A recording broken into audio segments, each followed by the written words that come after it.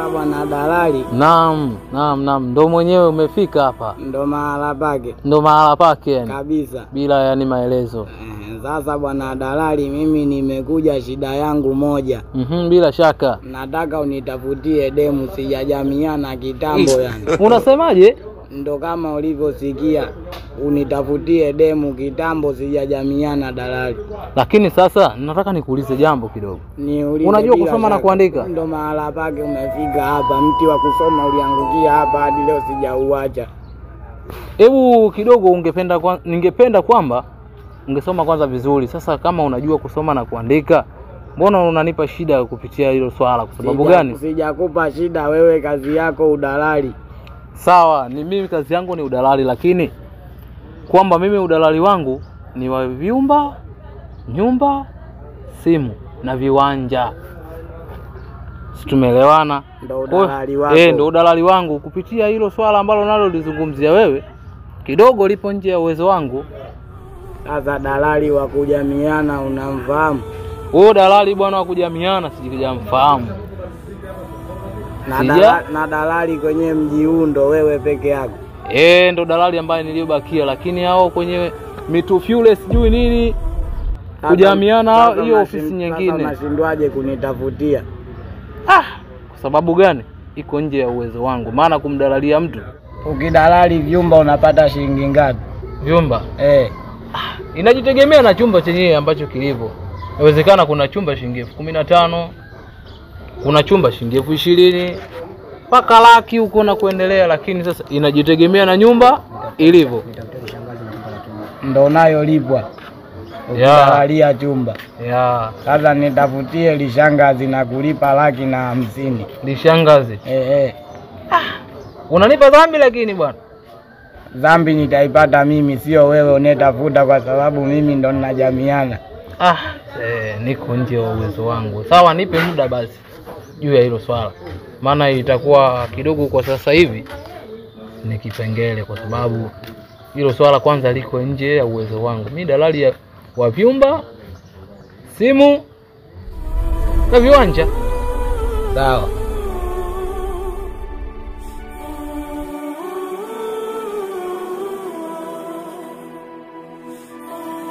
Hii kazi kweli ina changamoto sana. Kwani huyu jamaa ametokea wapi? Mimi nafanya kazi yangu ya vyumba, viwanja na simu, lakini huyu jamaa ananiambia kwamba atanilipa 1,500,000. Nikija kumwangalia mavazi yake yalivyo, huko si ndo kutiana nuksi huku. Huyu jamaa kaniharibia siku. Hebu acha kwanza niende zangu kwanza. Bora hata niende kwa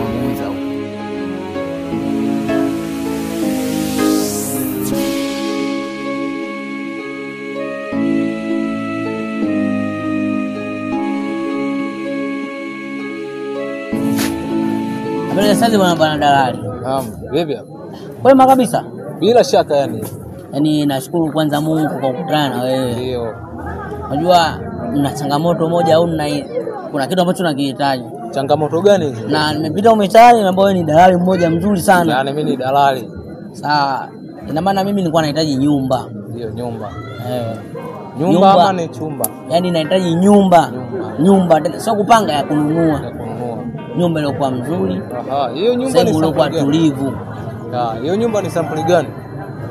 Nataka yani nyumba ambayo inaendana na hadhi ya watu wenye hela. Mpaka simu pia dalali. Naona kwa sababu yani haina haja kuonekana mimi mpaka uniambie, kwa sababu ninaviona wenyewe hapa. Hiyo kazi yangu inajitangaza hiyo. Kwa bwana dalali, mimi ndio hivyo, yani nahitaji nyumba iliyokuwa nzuri kubwa. Hapo umepata, vyumba umepata na nyumba umepata. Sawa, mimi sina ziada, na maana kwangu ilikuwa hilo. Ndio. Nadhani tutawasiliana zaidi. Bila shaka. Sawa, haina shida. Muhimu kujua nakopatikana bwana. Wewe kwa sababu namba ninazo. Nakutafuta. Ndio mimi wa Mr. Dalali.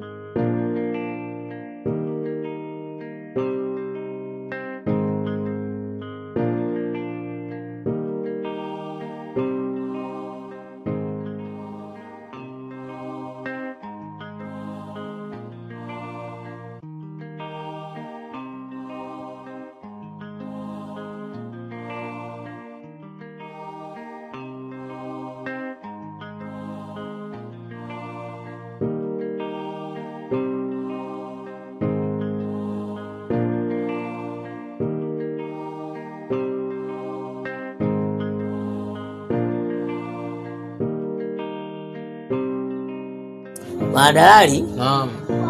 Nyumba nimeiona na nimeipenda. Umeiona mimi hiyo ndo kazi zangu. Yaani hapa kweli umenionyesha nyumba. Sinaga kazi mbovu. Sawa. Hiyo hapo hiyo kazi ni kwako, tajiri yangu bila shaka. Yaani kwa hapa bwana? Nimekubali sana kazi yako. Naam, bila shaka. Ya. Hapa? Kweli umenionyesha. Naona neema inakaribia kabisa hapa. Sasa bwana? Naam, bila shaka. Unajua sasa hivi na nili nyingi. Kwa hiyo itabidi tukafanye miamala. Ndio. Juu ya hilo kuna wasiwasi. Jambo kwa kuwa nyumba umeiona, jengo najieleza wa biashara wa hela kama kawaida kazi ni kwako. Haina tabu basi mimi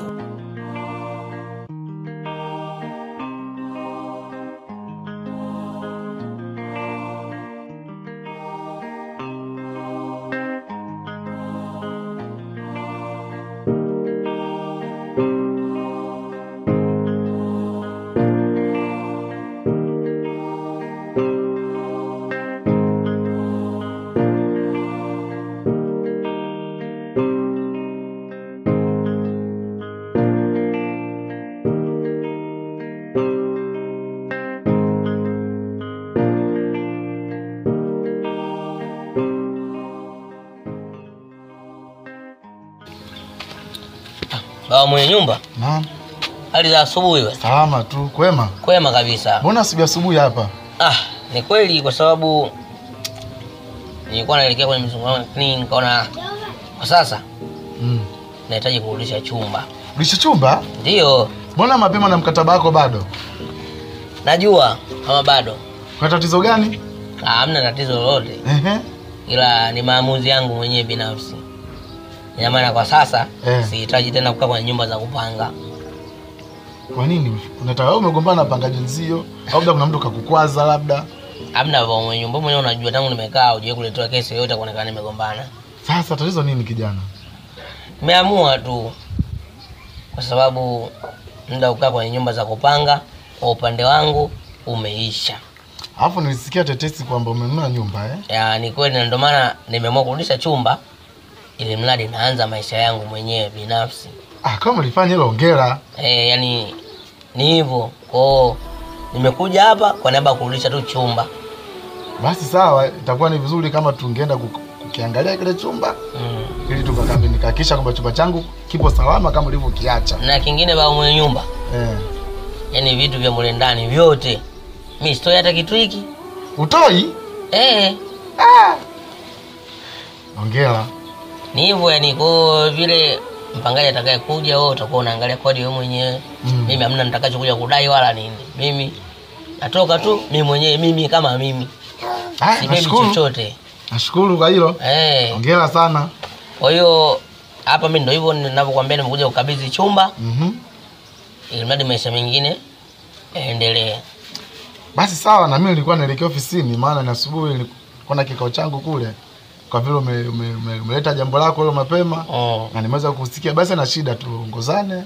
Tufanye makabidhiano ili nikuruhusu kaanze maisha mapya. Hongera sana. Naona sio kwa kutupia huko. Hongera sana kijana. Sawa. Tuende tukakabidhiana. Sawa, tunaweza tukaongozana.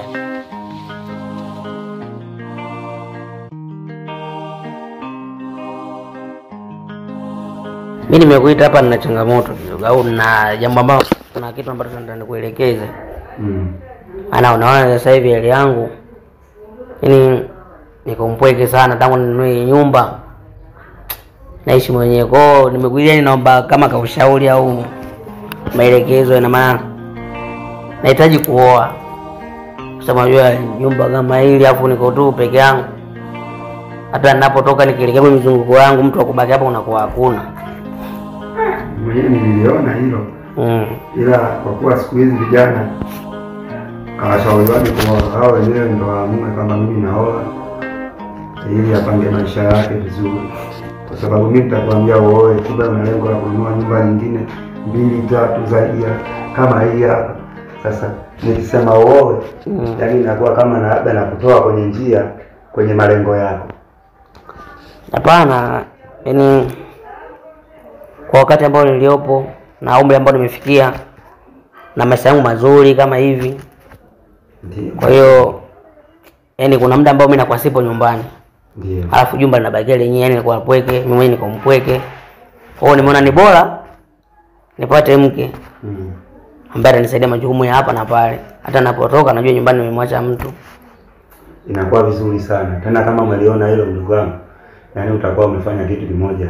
Amazing. Kwa sababu ukishakuwa na mke, hata mimi hapa naweza nikaja kutembelea mara kwa mara kwa sababu najua kama sijakuona wewe yako yupo. Na mara nyingine simu hizi kupigia mtu apatikane. Wangu hivi na hivi. Kisha mtoto hapa nakuja kucheza na mtoto. Nawe inapendeza zaidi. Na Kenya service unaona hawa. Wanajifunga vizazi, wanazaa kwa kujipangilia. Yaani kwa hawa malaya mtaani hawa kutuzalia hawa wanakuwa sio kitu cha nani rahisi sana. Yaani na ndio hicho ambacho mimi nakiogopa sana kaka. Kwa sababu vitu vyangu vingi vinakaa tu ovyo. Sinajua niko mwenyewe, lakini napokuwa na mke wangu kabisa halali. Na maana najua mtu wa kulinda mali zangu yupo. Hata kama utasema sio dada wa kazi, watu watakufikiria vibaya. Mzazi gani atakukabidhi mwanawe umtumikishe kazi za humu ndani wakati wewe huna mke? Ni sahihi. Lakini oa kwanza, hayo mambo mengine yatakuja baadaye. Basi haina shida kaka, na maana mimi nilikuletea tu swala hilo. Kutaka kulifahamu zaidi. Mzazi hata wewe kaka umeliafiki basi. Tapokuwa kwenye process zaidi nitakuelekeza. Kuwa makini. Kama umeamua kuoa, wewe oa. Na usioe kwa sababu tu nimetimiza lengo la kuoa. Oa kwa ajili ya mpangilio wako. Nimeoa kwa lengo kabisa, ni sitaki kuoa tu nikaona mimi nimeoa. Basi ndio hivyo. Sasa ina shida. Ngoja sasa hapa kidogo. Kuacha tu na hela maji ya kunywa. Najua kidogo mambo. Nadhani itakutosha. Asante sana. Au basi ina shida kaka. Karibu. Nini hicho?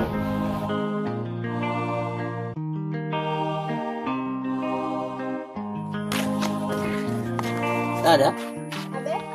Samahani mara moja. Bila shaka. Bali za saizi. Salama za kwako. Safi. Kwema kabisa. Naona wewe ni mgeni mtaa huu. Okay, sawa, haina shida. Kwa jina naitwa Mchonde. Sisi wenzangu naitwa nani? Sasa naitwa Yusra. Jina zuri kama mwenyewe unavyoona. Samahani kakaangu na haraka. Sawa, samahani. Ina maana na mazungumzo ambayo nataka niongee na wewe. Itachukua muda sana. Jambo la sekunde kadhaa tu. Basi naomba ongea nisikilize. Langu unajua mimi nimetokea kukupenda. Najua bado hatujafahamiana. Ila yani sipendi sana kutumia mzunguko au nini. Hapa nilipo sina mke, sina mchumba. Ila dadangu mimi nimekupenda. Nahitaji kuwa na wewe. Yani kiufupi nataka nifunge ndoa na wewe. Ulichoongea ni pointi kakaangu, lakini ni ngumu kuwatambua vijana wa leo. Sababu ni kweli, lakini nachoongea na maana mimi kinatoka moyoni na maanisha. Sawa, mara kwanza tunaonana lakini tayari umeshanivutia. Okay, sawa kakaangu, nimekuelewa. Basi kuhusu na pia hilo swala la ndoa pia nimekuelewa. Naomba unipe muda kidogo nikufikirie. Sababu umeenda moja kwa moja hadi kwenye ndoa, itaweza kuwa kweli una lengo na mimi nzuri. Haina shida, ila samahani kwa usumbufu. Kwa hiyo naomba niandike tu namba zako tutawasiliana. Haina shida.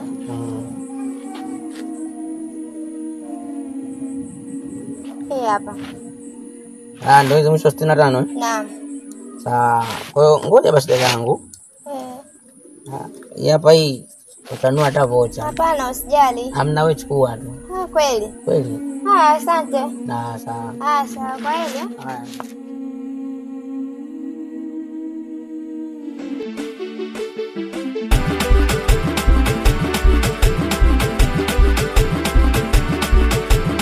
Mbona imekuwa hivi hali? Mimi nashindwa kuelewa. Inamaanisha kwa ni sio lijali? Hapana, ila ndo kwa mara ya kwanza mimi nanitokea hali. Kwa hiyo hapa nilipo wewe sachanganyikiwa. Kwa hiyo toka wewe ulipokutana na mimi ndio imekutokea hiyo hali. Ndio na saini kwa mara ya kwanza. Basi hapo jaribu ndio imekwanza imekutokea kwangu. Yaani ndo kwanza imenianza. Basi jaribu kutumia dawa. Tuone. Siku nyingine nitakayokuja tutaangalia itakuwaje.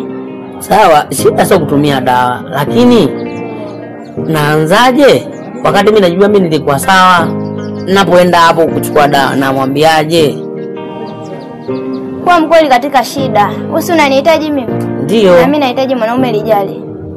Basi jitahidi upate dawa uitumie. Utanitafuta siku nyingine, sawa? Ukishatumia hiyo dawa utanitafuta tuje kuangalia, sawa? Sawa basi haina shida. Kwaheri.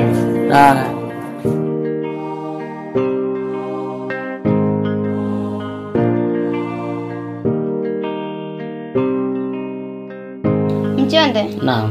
Unanichukuliaje mimi? Kwa sababu nishachoka usumbufu kutoka kwako. Nimekuja mara ngapi hapa? Mara ya kwanza nimekuja hamna kitu, mara ya pili nimekuja hamna kitu, na hii ni mara ya tatu. Na hamna chochote. Utakuwa sawa lini babangu? Najua. Lakini naomba univumilie. Nikuvumilie? Ndio. Nani mwanamke gani anaweza kuvumilia hali yako hiyo? Ninachokuomba univumilie kwa sababu hata mimi mwenyewe hii hali mimi siipendi. Na najitahidi sana kutumia dawa. Naomba univumilie kwa mara ya mwisho. Natumia tena dawa. Nitakaa tu sawa. Sawa, uliniambia kuwa utatumia dawa na tumeangalia hamna kitu, kwani dawa hujatumia. Umetumia na nimekuvumilia. Mara ngapi umetumia dawa? Mara 2 na hii mara ya 3 hamna kitu. Hiyo yote umetumia nini? Si dawa. Siwezi kuwa na wewe Mchonde. Hapana, useme hivyo. Naomba univumilie. Na kingine Mchonde, hata mimi kuhusu mimi wewe na hiyo ndoa basi. Nini? Iwe hivyo kwa sababu siwezi kuwa na mwanaume lijali. Hapana, usifikie huko. Naomba iwe hivyo. Hapana, najua mimi bado nakupenda. Nimeshachoka usumbufu kutoka kwako. Nahitaji kukuoa kweli tena. Wewe utawezaje kuoa mwanamke ambaye wewe mwanaume hauna chochote? Nahitaji kuwa na familia mimi. Familia utapata. Naomba tu Tanisamee. Mimi na wewe kuanzia leo basi. Hapana. Naomba mahusiano yetu yaishie hapa. Hapana. Nafuta kabisa swala la ndoa mimi na wewe. Sio kweli. Iwe hivyo. Naomba nivumilie kidogo tu. Nimechoka Mchonde. Kila siku nikuvumilia wewe. Nivumilie kwa mara ya mwisho. Labda sijawahi kukuvumilia, lakini nimeshawahi kukuvumilia. Ila imetokea nini? Sina faida yoyote ya kuvumilia wewe. Naomba unipe nafasi ya mwisho. Natumia danda kaa sawa. Mimi nimekuja kwa hayo tu. Sina lingine. Sawa, haina shida. Basi mimi nachoomba kitu hiki. Naomba nini tena? Naomba nivumilie madhaifu yangu. Isiye kati na mikira ninapopita. Nachekwa. Kuhusu hali yako kukutunzia asili yako usiwaze. Hilo tu. Akikubwa mimi uniache tu na amani na maisha yangu basi. Hilo kuwa na amani nitakutunzia. Kama kutakia maisha yangu.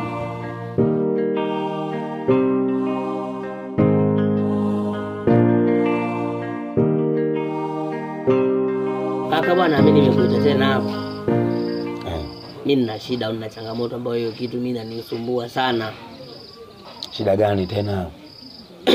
Mimi mdogo wako kama unavyojua. Maisha mazuri sasa hivi kila kitu ninacho, lakini bado. Kwa hiyo kwenye pita zangu nilikuwa nimeweza kupata msichana. Nilikuwa nimeongea naye vizuri, nikakubaliana naye, nikasema huyu mimi ananifaa kuoa. Ndio yule ambaye ulisema utamuoa. Na kweli nilikuwa nimekaa naye, tumezungumza, tukawa tumeingia mpaka makubaliano. Lakini kama unavyojua sisi vijana, hatuwezi tukanunua shati au fulana bila kulijaribu. Sasa unaelewa na maanisha nini? Ndio. Kwa hiyo nilichokifanya mimi kweli nikawa nimemwita nyumbani. Akugoma kuja. Amekuja nyumbani vizuri, kajiandaa mtoto wa watu. Mpaka chumbani kafika. Lakini kaka, cha kushangaza mimi imeshindwa kunyanyuka. Acha utani bwana. Na sio kwa mara ya kwanza. Yaani hali imeshajirudia mara 3. Ikatokea mara ya kwanza nikajua labda bahati mbaya. Mara ya pili nikasema pale mimi nikawa na mashaka. Ikabidi nianze kutumia dawa. Nimetumia dawa za hospitali. Nimetumia dawa za mitishamba. Mpaka sasa hivi hapa tumboni mwangu nahisi kama kuota hiyo mizizi imeota na hivyo vidonge vimejaa. Sindano zimejaa lakini hakuna mabadiliko. Awamu ya 3 ikarudia tena vile vile. Yaani kaka yale mimi nanitesa sana kichwani mwangu. Kwani huyo mwanamke ashawahi kula hela yako labda ukamuonga hela nyingi? Kwa kula hela hapana, siwezi nikamsingizia.